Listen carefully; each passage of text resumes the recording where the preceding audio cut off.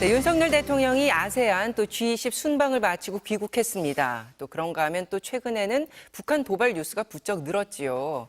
이 외교 안보 이슈들 이야기 나눠보겠습니다. 정동영 전 통일부 장관 모셨습니다. 어서 오십시오. 네, 안녕하세요. 네. 자, 윤석열 대통령의 5박 7일간의 순방이 끝났는데요. 어떤 부분을 우리가 좀 주목해서 봐야 되는지 장관님의 의견을 여쭙겠습니다. 국제 무대는 국익의 각축장입니다. 그러니까 이제 국내 정치는 국경선을 넘는 순간 이제 멈추는 거고요. 거기서는 실리, 실익, 국익 이것이 이제 외교 무대에서 펼쳐지는 건데요. 네. 언제부턴가 아마 민주화 이후일 겁니다. 대한민국 지도자가 외국에 나가면 기를 받습니다. 왜냐하면 대부분의 다른 나라 정상들이 대한민국을 경의의 눈으로, 선망의 눈으로 바라보기 때문에 급속 그것은 성장하고 있는 우리 국민이요. 국민이 상찬받아야 할 일이지요. 이제 그걸 무기로 해서 대한민국의 경제 이익, 안보 이익, 문화 이익 이런 것들을 챙기는 무대지요. 자, 그럼 시각에서 이번 순방은 큰 틀에서 어떻게 총평을 하시겠습니까? 무난했다고 보지만 그러나 어떤 의미에서 보면 미국과 일본을 대신해서 러시아에 대한 비판 또 미국과 일본이 지금 짜고 있는 아세안 국가들을 인태 전략, 인도태평양 전략에 동참시키고자 하는 그 대변자 역할을 한 점이 좀 저로서는 좀 아쉽습니다. 그렇게 보십니까? 자, 그럼 좀 구체적으로 들어가서 말씀하신 것처럼 이번 일정 중에서 특히 한미일 정상들이 한층 더 가까워진 모습을 많이 볼 수 있었습니다. 자, 그렇다면 각국의 입장은 과연 어떤 내막을 깔고 있다고 해석을 하시는지요? 한미 정상, 한일 정상이 수시로 접촉하고 만나고 친밀감을 과시하는 것은 이것은 외교 자산입니다. 또 한미는 동맹이지 않습니까?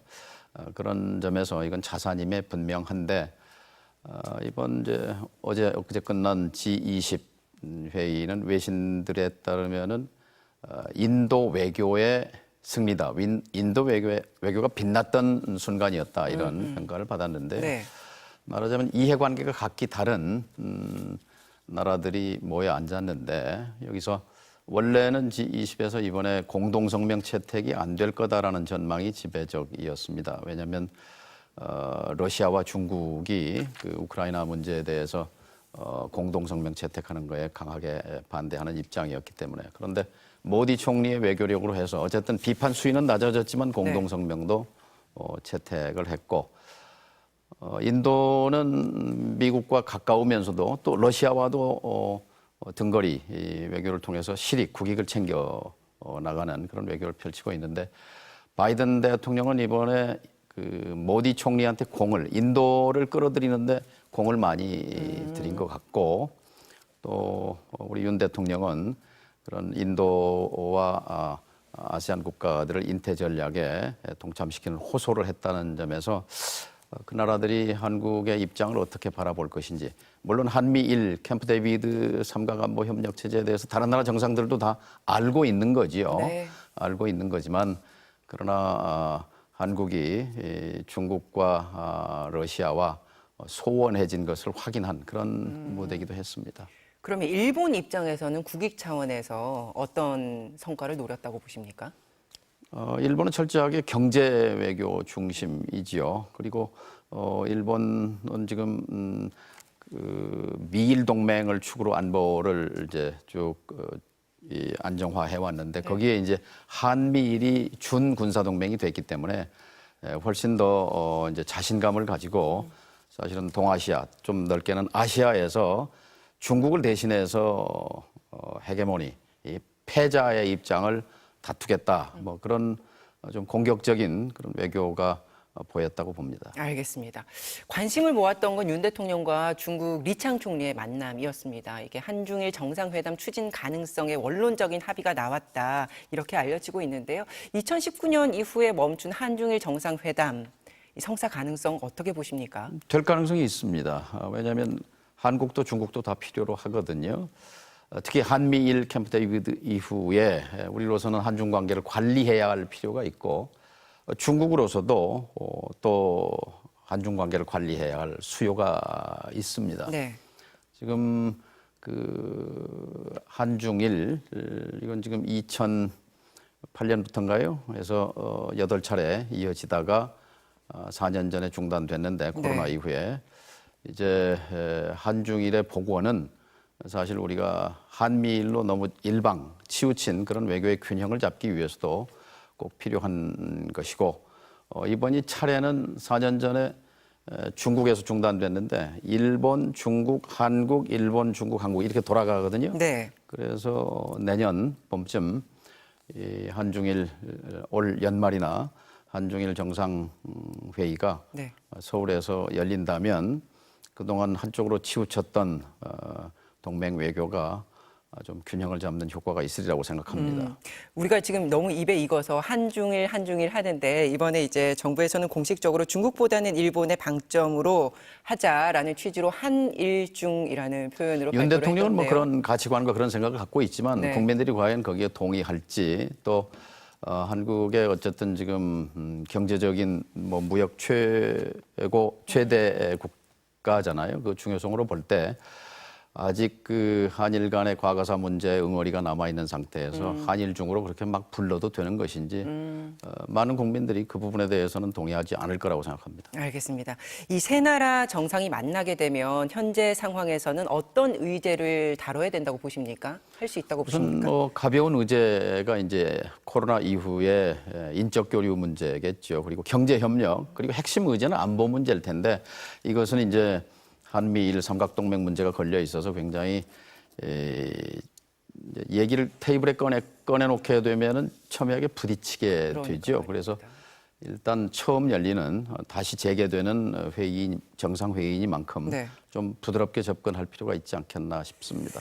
그 장관님께서는 이제 국가안전보장회의 상임위원장도 역임을 하셨고 그래서 무척 이 부분이 아닌 전문가실 테니 지금 말씀하신 대로 한미일 공조에 대응하는 이제 북중러 연대의 속도가 굉장히 빨라졌고 그 한가운데는 북핵이라는 첨예한 문제가 놓여 있는데 그럼 이 상황에서 한러 관계를 어떤 지향을 가지고 실천적으로 갈 수 있는 좀 구체적인 방법은 어떻게 제시를 하시겠습니까? 실사구시입니다. 실사구시. 그러니까 이념으로 말하면 공산 전체주의와 싸워서 이긴다는 그런 거를 한중 관계에서 한러 관계에서 관철하려고 해서는 안 되는 거죠. 그러니까 우리로서는 지정학적 숙명입니다. 그러니까 한미 동맹을 굳건히 함과 동시에 중국과도 잘 지내야 하고 러시아와도 잘 지내야 되고 북한과도 잘 대화하고 하는 것이 평화와 안정에 그리고 번영에 필수적인 거지요. 그래서 윤 대통령은 실용보다 이념이다. 근데 국내 정치는 혹시 모르겠습니다만은 외교에서는 통용될 수 없는 개념입니다. 근데 윤 대통령은 외교에서도 이념을 가장 중요하게 생각하는 것 같아 보이는데요. 지금 그렇다면 한미일이라는 이 공조 그리고 미국이 지향하는 이 어떤 평화에 대한 가치 그리고 지향점 이런 것에서 우리가 큰 틀에서 벗어날 수 없을 텐데 그렇다면 우리는 어떻게 실리적으로 다른 접근을 해야 되는가? 우리는 왜 중국 공산당이 지배하는 중화인민공화국과 92년에 수교했습니까? 또 러시아와 90년도에 왜 수교했습니까? 왜 동유럽과 수교했습니까? 그리고 국익을 극대화했잖아요. 저는 그건 맞지 않는 얘기라고 생각합니다. 그리고 여기서 이제 중요하게 짚어야 할 것은 결국 그 윤 대통령은 지금 한미일 구도를 통해서 나라를 구했다 뭐 이렇게 생각하는 것 같은데요. 과연 나라를 구했는가? 저는 좀 질문을 던져볼 필요가 있습니다. 대한민국은 과연 윤석열 정부 1년 반 동안 더 안전해졌는가? 자신 있게 대답할 수 있겠는가? 또 우리 국민은 군대 아들, 딸들을 보낸 부모들은 두 발을 편하게 뻗고 잘 수 있게 됐는가? 동북아시아의 평화는 더 증진되고 있는 것인가? 거기에 대한 근본적인 질문을 던져야 합니다.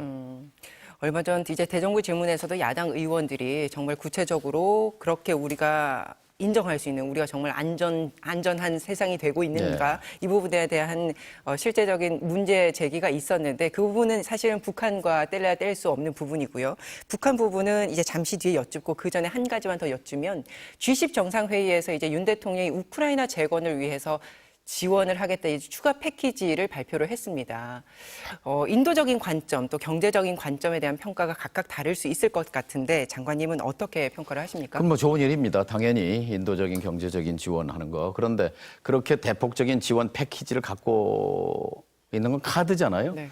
그러면 충분히 미국과 역할 분담을 해서 굳이 우리가 살상 무기를 지원하지 않는다는 그런 역대 정부의 입장 또 윤석열 정부도 그 표방했었거든요.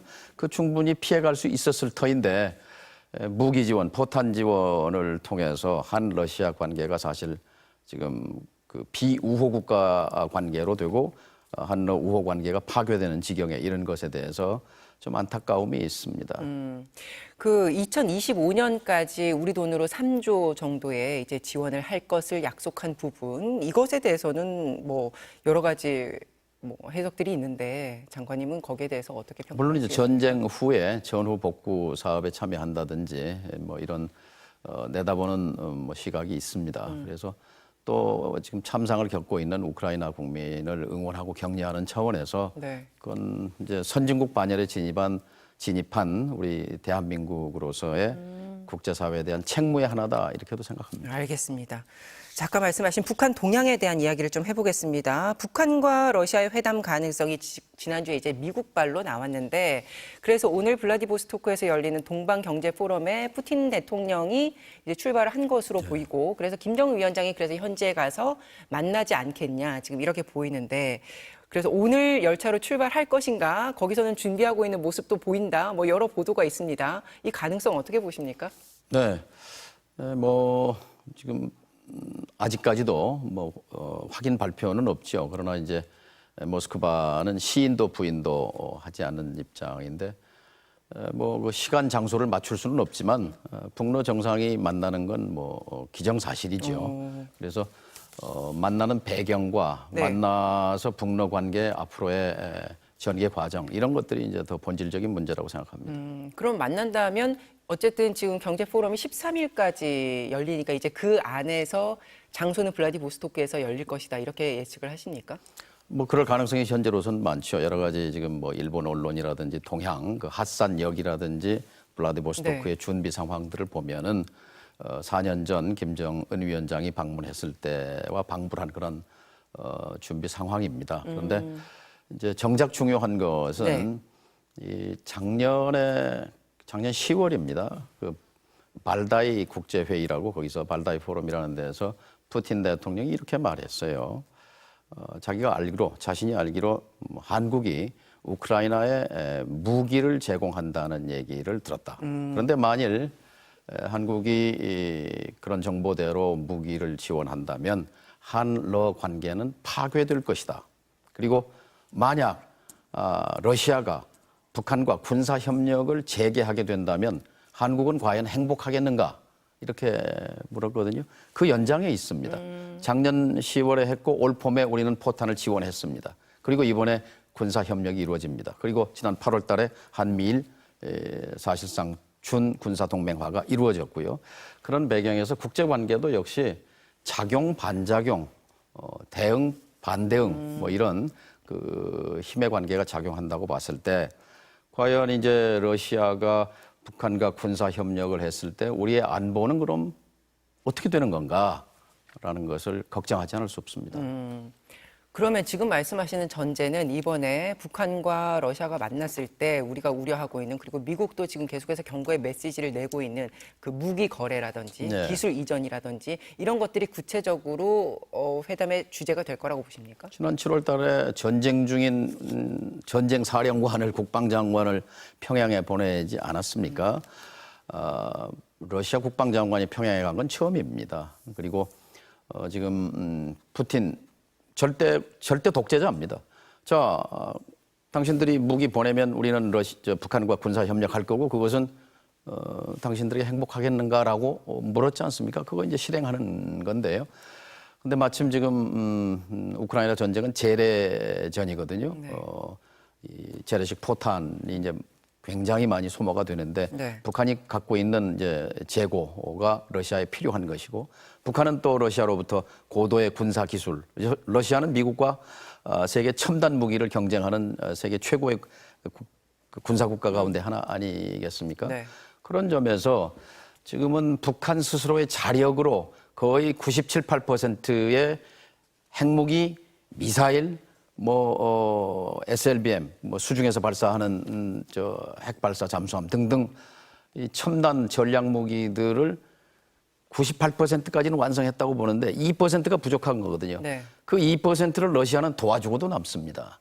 기술자만 몇 명 파견하면 북한이 풀지 못했던 문제들을 풀게 됩니다. 그러면 우리는 엄청나게 위험하게 되는 겁니다. 그러니까 아까 제가 대한민국은 과연 안전해졌는가? 우리 국민은 발 뻗고 잘 수 있게 됐는가라는 질문에 대해서 자, 우리의 위협은 누굽니까? 중국이나 일본은 러시아는 지금 당장 위협은 아니에요. 뭐냐? 북한입니다. 자, 우리의 위협은 곱셈입니다. 뭐의 곱셈이냐? 북한의 군사적인 능력 곱하기 적대감입니다. 군사적인 능력이 얼마나 올라가느냐, 적대감이 얼마나 올라가느냐에 따라서 우리의 위협도는 기하급수적으로 늘어가는 거고 군사적인 능력을 멈추게 하느냐, 적대감을 줄이느냐에 따라서 우리는 상대적으로 안전해지는 겁니다. 그런 점에서 과연 대한민국은 지금 안전해지고 있는 것인가? 아니 반대로 점점 더 위험해지고 있는 것인가? 라는 것을 직시해야 한다고 봅니다. 장관님은 달리 말하면 그래서 그 두 가지 축이 모두 상승하고 있다고 보십니까? 그렇죠. 북의 러시아의 군사 기술이 합쳐지면 가공할 만한 그런 위력을 갖게 되는 것입니다. 그리고 지금 남북 대화는커녕 근친 증오와 적대가 지금 머리끝까지 올라가 있지 않습니까? 그런 적대감을 어떻게든지 누그러뜨리는 것이 대한민국 평화 외교의 과제입니다. 그리고 국민의 안전과 국토를 보유해야 할 대통령으로서 책무라고 생각합니다.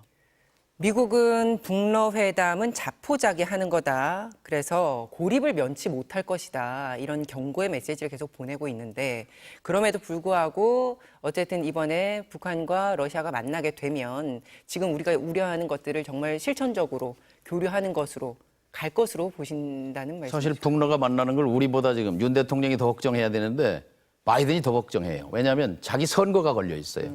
왜냐하면 트럼프 지금 전 대통령이 뭐라고 말하냐면 내가 대통령 되면 다음 날로 우크라이나 전쟁 끝내버리겠다 이렇게 말하잖아요. 네. 그런데 지금 우크라이나 전쟁은 소모전입니다. 근데 남쪽에서 포탄되고 북쪽에서 포탄돼서 계속 소모적인 전쟁이 지루하게 가면 바이든으로서는 견딜 수 없는 거지요. 그래서 북에 대해서 경고하는 것이고 그 설리반이라고 하는 안보보좌관이 네. 이 북러 군사협력 묵고할 수 없다라고 얘기한 뒤에 또 바로 북한을 설득해보겠다라고까지 나왔어요. 그만큼 바이든이 오히려 절박합니다. 북한이 중국보다 러시아에 더 밀착하는 것 아니냐라는 의견도 있는데 이것에 대한 시각은 어떠십니까? 북한은요, 2020년 이전의 북한과 2020년 이후에 북이 달라졌습니다. 2020년에 무슨 일이 있었죠? 남북 연락사무소 개성이 폭파했지 네. 않습니까? 이제 그게 단순히 이벤트가 아니고 그걸 기점으로 해서 남북 대화의 문을 닫고 북미 대화의 문을 닫고 그리고 경제는 자력갱생 노선 그리고 안보는 핵무기 ICBM 그리고 외교는 중국과 러시아 이렇게 작정을 했습니다. 네. 이렇게 지금 가고 있는데 이제 중국과 러시아의 온도 차이가 있죠. 중국과는 이제 경제 협력이 주가 되고 왜냐하면 중국도 러시아의 무기 지원은 안 하거든요. 그 우크라이나 전쟁에서 우크라이나와 러시아를 중재해 보려고 지금 특사도 임명해서 특사 외교를 전개하고 있지 않습니까? 그래서 북한 입장에서는 군사 협력은 푸틴과 러시아와 경제 협력은 중국과 이런 방향으로 지금 가고 있다고 봐집니다. 그러니까 러시아와 북한이 이 군사적인 부분에서는 서로 아쉬움이 상충하고 그러니까 맞아떨어지고 있기 때문에 이 부분에 대해서 이제 속도가 나고 있다. 이렇게 보시는 것 같은데 이 북한과 러시아가 더 밀착을 하게 되면 결국에는 이 한반도 정세, 그다음에 한미일 동맹 이 부분에 이제 어떤 실체적인 위협이 될 것인가? 사람들이 이제 다 신냉전 시대가 도래한 것처럼 생각하거든요. 네. 탈냉전, 이념 시대가 끝나고 모두가 다 국경 없는 세상이 돼서 세계화로 갔던 것이 끝나버렸다 이렇게 생각하는데요. 지금 동북아는 그렇게 가고 있습니다. 신냉전으로 한미일 대 북중러. 근데 전 세계가 그러냐? 그렇지 않습니다. 말하자면 유럽만 해도 중국과 탈동조화, 디커플링이라고 미국이 거세게 밀어붙였는데도 불구하고 그거 아니다라고 중국 없는 유럽 경제가 견디기 힘들다. 그런 차원에서 이거를 디리스킹, 위험 분산 이런 차원으로 자신들의 전략적 자율성을 확보했거든요. 유럽이 신냉전 아닙니다. 인도나 브라질이나 이런 지금 신흥 큰 그 국가들 지금 신냉전 속에 있지 않습니다. 러시아와도 친하게 지내고 미국과도 지내고 중국과도 지내고 이런 어떻게 보면 문어발식의 네. 국익 중심의 외교를 하고 있는 반면에 동북아시아에서 유독 한국이 앞장서서 저는 한미 동맹 강화로 북핵 억제에 충분하고도 넘친다고 생각합니다. 굳이 일본을 끌어들인다는 것은 일본의 육상 자위대와 해상 자위대 병력인데 그거 없이 북핵 위협을 얻지 못합니까? 저는 그 근본 윤 대통령이 이제 나름대로의 전략을 짰을 텐데 네. 그 전략이 심하게 얘기하면 한반도의 운명에 헬게이트가 될 가능성이 있다. 그렇게까지 표현을 하시고. 자, 이게 시간이 한 1분 정도밖에 남지 않았는데 북한의 그 군사적인 동향을 좀 짧게 여쭈면요. 991에 이제 보통은 신형 무기를 선보이는데 이번엔 전략 무기 없는 민방위 열병식을 보였고요. 그리고 그에 앞서서는 이제 또 전술 핵 공격 잠수함을 공개했단 말입니다. 지금 이 돌아가고 있는 거 어떻게 해석해야 됩니까? 북은 우리가 이제 좀 들여다봐야 할게요. 모든 유기체는 살아남는 게 제일 목표입니다. 북의 현재 목표는 살아남는 겁니다. 이제 그게 해결되면은 좀 더 잘 사는 거겠죠. 네.